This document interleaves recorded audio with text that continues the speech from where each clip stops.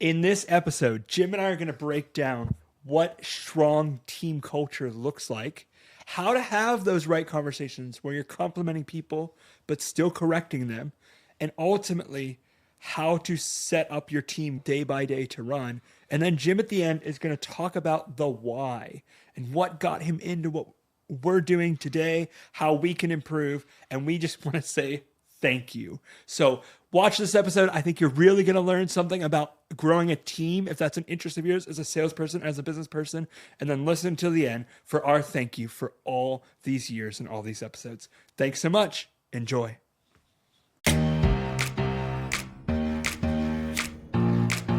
How you can be the greatest salesperson on the planet. Welcome to the Rethink Sales Show. My name is Derek Kelly. I am joined by Jim Shorkey.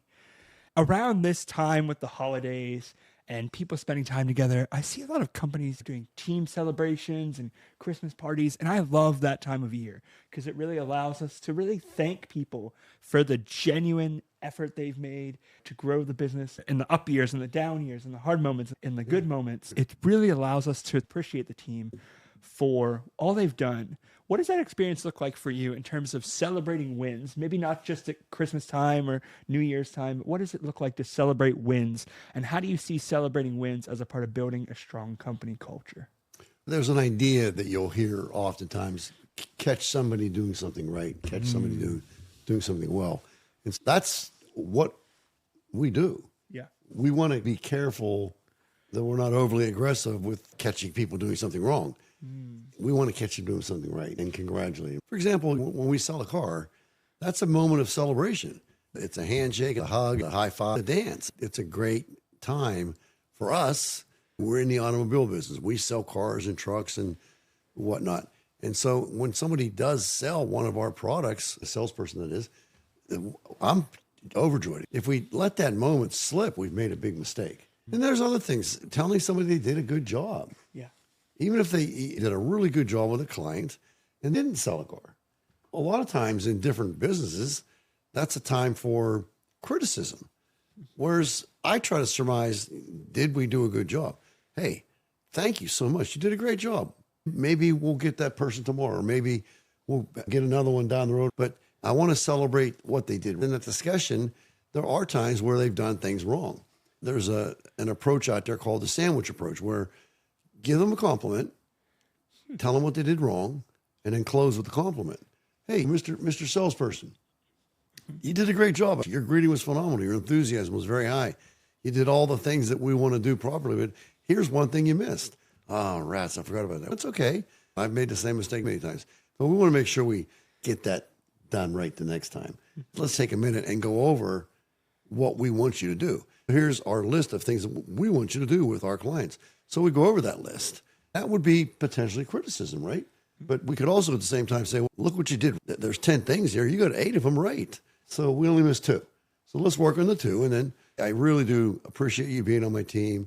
This is closing the last part of the sandwich with a compliment. Really glad you're on my team. You do a lot of nice things. People really like you. By the way, I got a call from one of your clients the other day, and they were just so grateful for the way you treated him in terms of your caring. And that's something that's really near and dear to me, Jim Shorkey, and the entire Jim Shorkey Family Auto Group. People don't care how much until they know how much you care. So you did a great job there. And I actually got a personal phone call from your client about that. So again, thank you. That sandwich piece is really effective. It's, wow, great job here. Like, you were doing these things right. We missed a couple things, but thank you so much. A lot of people are trying their very best at what they're doing. Maybe they just missed something. Maybe they forgot. Maybe they didn't reference the training they had 2 days ago. They're trying to keep a lot in their head and write things down, but they miss a step. Yep. Okay. Me too. But Me too. In my thousands of years in the automobile business, I missed a lot of steps. And that's just the way it works. yeah. So what do you see as some of those end of the year team building pieces that people, do you find value in coming together and looking back? Oh, man, absolutely. I think you have to be careful that the Christmas party is not a business party. I think that's a mistake. Have a Christmas party. Yeah. And we're celebrating Santa Claus or Jesus Christ or whatever it is that you want to celebrate, Hanukkah. It is happy holidays. It's not sad holidays. Okay. And so let's give the team an opportunity to come together, And if they want to talk business, by the way, they do. Yeah. I don't want it to be an agenda. I was just at the Christmas party for the Pennsylvania dealerships. It was Pennsylvania Ohio, I believe. I went as a guest. They had a DJ, food. It was just a good time. It was a good time, yeah. And I unfortunately had a cold at the time. And so I had to tell people, hey, don't touch me. I'm contagious. I don't want you to get what I got. Yep. So that was disappointing because I do like hugging, Yeah. handshaking, and just sitting down with different people and talking to them about different ideas. A lot of times those are life ideas, and a lot of times those are business ideas. The salespeople in particular, that's my thing. They like to talk to me about the next step or what do you think about this idea or that idea. Unfortunately, I was not able to do that this particular time because I was contagious. But that said, if we're going to have a business meeting, have a business meeting.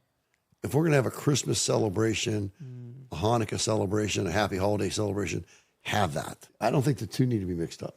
Right. Now, my sons, Jim, Russell James, and Matt, who's my son-in-law, married to Katie, addressed the entire party about some business ideas. This was literally maybe 15 minutes total. And we're talking about there were 700 people there. Wow. So they talked about what they see from the past, what they see today and going into the future. But it was very brief. It was not a note-taking event. Yeah, that makes a It ton of wasn't a sense. training event. Similar to ours. We had a movie, had all 17 people there, made food, just connected, and then we talked for 5 minutes about thank you all. Here's what we're thinking for next I year. think you did good. It is business. Let's face it. We don't want to ignore that. It is business. But when the focus becomes business training, I think we're losing a very large opportunity to thank our people. Yeah, and to build connection, right? Because Connection, I yeah. think people often feel like, oh, they don't want to feel like, oh, I'm just here for business, which they are, but we care about them, right? Yes, That's a we big do, absolutely. Jim Shorkey Family Auto Group is love the customer, love the team. Absolutely. If we love the customer really well, there will be more customers. Let's just leave it at that. If we love our team really well, they will do a better job at loving our customers, and there will be more customers. You see the connection here. So love the customer and love the team are really big deals to us as a group. And then lastly, if we do those two things really well and have a lot of customers and we're conducting business in a really great manner, then one of the problems with that is arrogance. And we start to get overly confident. That's why you don't have Super Bowl champions repeat. They don't do the same things they did before. They get off track. So we're very cautious about that. We know what can happen. Arrogance is the number one enemy of any successful enterprise, be it a church, a business, a marriage, whatever you want to look at. Arrogance really mucks things up. Arrogance means I'm better than you. Arrogance means I don't need you. Arrogance means who cares? We don't want that. And we're very cautious about that. It does happen. So we have to be very vigilant about that. And that's one thing that we are very careful not to walk around. And we don't use the sandwich approach there. We find somebody, whether it be a team member talking to a team member or a team member talking to a customer in that fashion, we're going to just stop this right now. This is a really slippery slope. So that's one, there's very little leeway on that one. We're not going to allow that. But I think you did a good job explaining, hey, we're not just saying thanks in a year. We're saying thanks in moments. We're saying thanks sure. with that sandwich effect. But then we're also not just walking past problems. There's a problem. We're dealing with the problem. I think that there's a prayer. I think it's Eckhart Tolle said, and I don't know if I'm right about this, but somebody said, if the only prayer you ever pray is thank you, it would be enough. And that's very profound. Can we thank our Creator? And just a simple thank you. We're here today with two beautiful children, and Marshall and you and I and Heather downstairs. Thank you. Yeah. Glad you're here. Yeah. So back to the team, right? Yeah. Should we have a holiday party Sure. and then be jerks all year long? No. Or should we say thank you every single minute of the day if we can? Yeah. Thank you for whatever. Thank you. That's a really important thing to do. Thank you. Just a simple thank you. Thank you. You did a nice job. Thank you. I know we didn't get the car sold like we wanted to, but you did a nice job. Yeah. And I thank you for that. And would it be okay if I gave, and by the way, I don't ask permission for this, but I'm talking to a broader audience here. I'm calling the customer. So just know that. And what do you think I'm going to do when I do call the customer? By the way, you guys have seen this mug before. Blessed, yeah. Blessed. I am blessed. You're asking them how their experience with Derek went. What's the first thing I do? You're thanking them. I'm thanking them. Hi, this is Jim Shorkey from the Jim Shorkey Family Auto Group.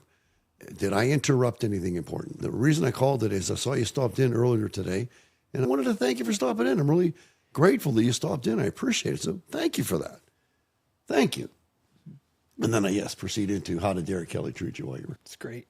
So in some ways, you've covered how to treat the team, not just at the holiday party, over time, how to deal with problems, and also how to make sure you're following up, because ultimately you were the business owner at that point and you want to make sure the customers are being served well. I do. And maybe I thought I did a great job.